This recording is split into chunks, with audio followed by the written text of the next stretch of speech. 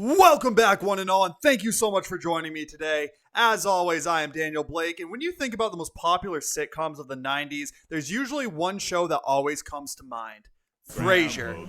Only joking, of course I'm talking about Seinfeld.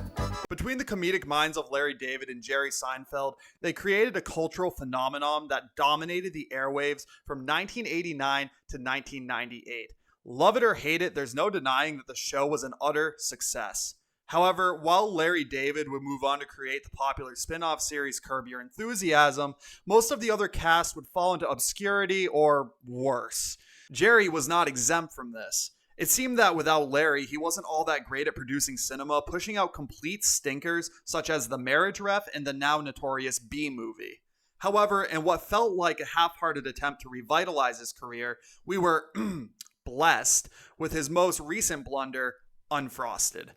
This mock-drama about Post and Kellogg's race to create the first long shelf-life fruit tart received less than favorable reviews from critics and audiences alike, and we're going to see very quickly why that is.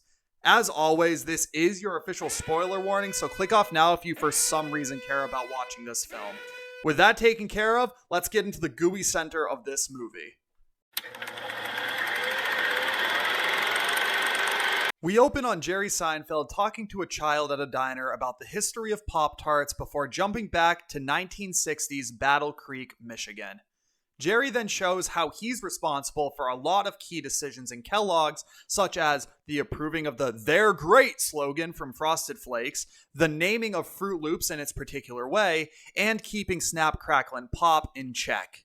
We then jump to a sham cereal awards show filled with a boatload of pointless awards which are all awarded to Kellogg's, and find out they rigged it in the first place. The next day, Jerry witnesses two kids playing in a Post dumpster who feed him a jelly-covered trash pastry. The news then states that Post has a new breakfast bar they will be releasing soon, sending Kellogg's into a panic. Jerry then travels to NASA to talk to Melissa McCarthy, who apparently is the mind behind Tang, and convinces her to help Kellogg's. The dumpster children are then interrogated by the president of Post, Amy Schumer, before revealing the prototype for their breakfast pastry. Melissa McCarthy then recruits even more people to help Kellogg's, which are all just SNL cast members and a computer, I guess. President of Kellogg's, Jim Gaffigan, then reveals that the Milkmen are apparently a mafia-esque organization that may be coming after Kellogg's if they make a milkless product.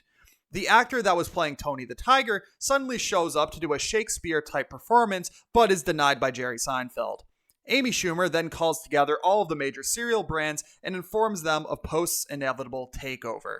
Jerry and Melissa travel to Puerto Rico to negotiate with a sugar supplier who is essentially a cartel leader in order to prevent Post from getting their supply. The Milkman Mafia then shows up and threatens Jerry at home. We have a really cringy sequence of SNL characters failing to do their jobs, and the Dumpster Kids inspire Jerry to combine all of the SNL characters' ideas into what would become the Pop-Tart. During a celebration of the breakthrough, a living ravioli escapes a fish tank and crawls into a vent. Amy visits the USSR to make a bunch of dated cereal jokes and gets supplied sugar, I guess, in exchange for special favors with the president. The Milkman Mafia shows back up again and kidnaps Jerry before their leader, Peter Dinklage, makes him run up and down an aisle of cow butts as punishment. You know, maybe it's just my rural upbringing or whatever, but being around dairy farms a lot as a kid, I fail to see how this is torturous whatsoever. It's just a barn. Jerry returns traumatized before Jim, Melissa, and him are brought to the White House to meet JFK. Because of Post working with the USSR, JFK reluctantly helps them with the Milk Mafia to assist Kellogg's with winning the race. The Tony the Tiger actor then meets a milkman who convinces him to be a traitor to Kellogg's. The test run of the Pop-Tart is treated like a NASA launch in which an SNL cast member dies. They have a cereal-based funeral, which is a mocking of being KIA while serving in the military. You know, I'm not a super touchy person, but this does feel a bit disrespectful if I'm being honest. After a failed marketing meeting, the Kellogg's crew meet up with the Dumpster Kids for help for some reason, in which the little boy comes up with the name Trap Pop for their product. The mascots then run riots in front of Kellogg's, where Tony the Tiger looks like the Buffalo guy from the January 6th storming of the Capitol. They then completely reenact the event, which is just so unnecessary for this story and is honestly in really bad taste considering the current political climate the US is in at the moment. Before the mascots can stop it, Kellogg's gets the Trap Pop approved by the FBA, ending the riot for some reason. The news messes up and calls the product Pop-Tart instead, which is a wild success and defeats Post in sales. The weird living ravioli being ends up being adopted by two SNL characters. The milkmen are believed to be partially responsible for the JFK assassination, and some other insignificant crap happens. The movie concludes with Jerry finishing his story and the ravioli being acting as a pocket square for him in his jacket. The credits begin to roll and we get one final reason to hate this movie: a montage of bloopers and dancing. Okay, before I start tearing this movie to absolute shreds, I would like to say that I am not a Jerry Seinfeld fan. I don't find his joke delivery funny at all, so I may be a bit biased when reviewing this. I just want to give you that forewarning. I did want to give massive props to the technical aspects of Unfrosted because the set design and costuming really knocked it out of the park. The use of vibrant colors and many of the larger-than-life outfits you see really make you feel like you are watching a television commercial aimed at children, which fit perfectly with the theme of Jerry telling the story of Pop-Tarts to a kid. The period-appropriate sound design and choice of music was probably the best part of the film and definitely added to the immersion of the 60s that they were trying to create, including absolute bangers of songs like Spirit in the Sky by Norman Greenbaum. However, this is where the niceties end. Let's begin with the casting. There are a stupid amount of A and B-list actors in this movie beyond those I had mentioned in the synopsis, including Hugh Grant, James Marsden, Christian Slater, Mikey Day, and Jack McBrayer. The problem with having this much proven talent on your roster is that it can begin to feel a bit bloated. Throughout the entire runtime, most of the celebrities get about 5 minutes of screen time, usually having very little importance to the film as a whole.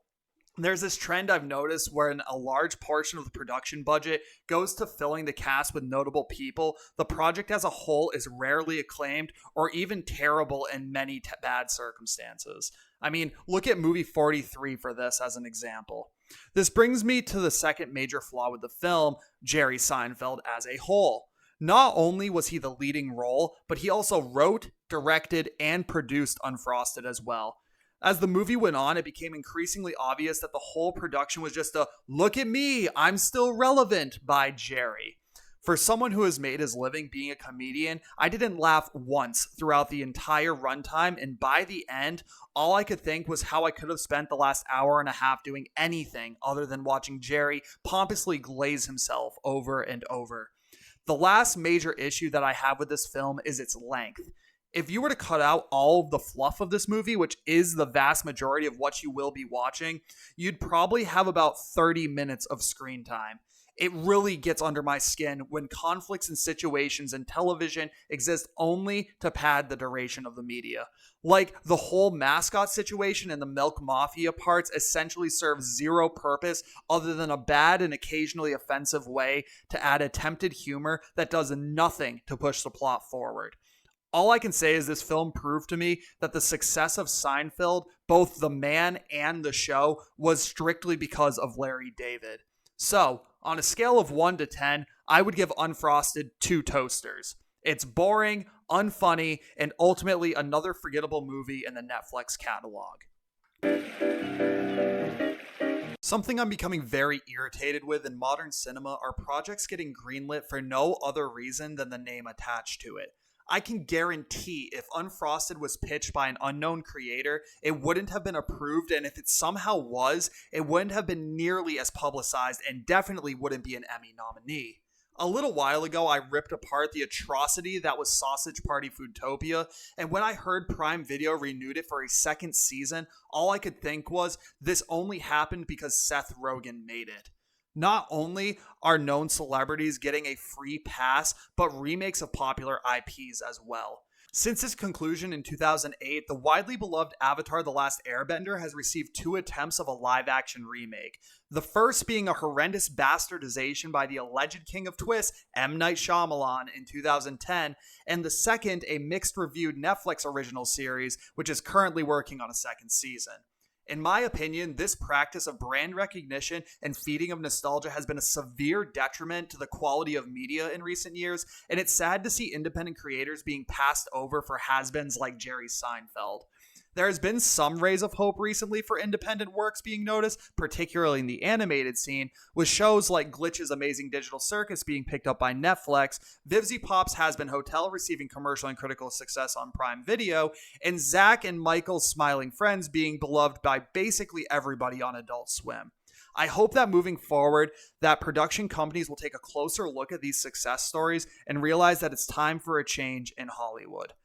But that's all that I've got for you today. Thank you so much for listening. If you haven't yet, leaving a like and subscribe would be greatly appreciated. And if you're feeling extra generous, I have a Patreon link in my bio. You're all the best and the reason why I make these videos, and I hope you have just the most wonderful day. Deuces!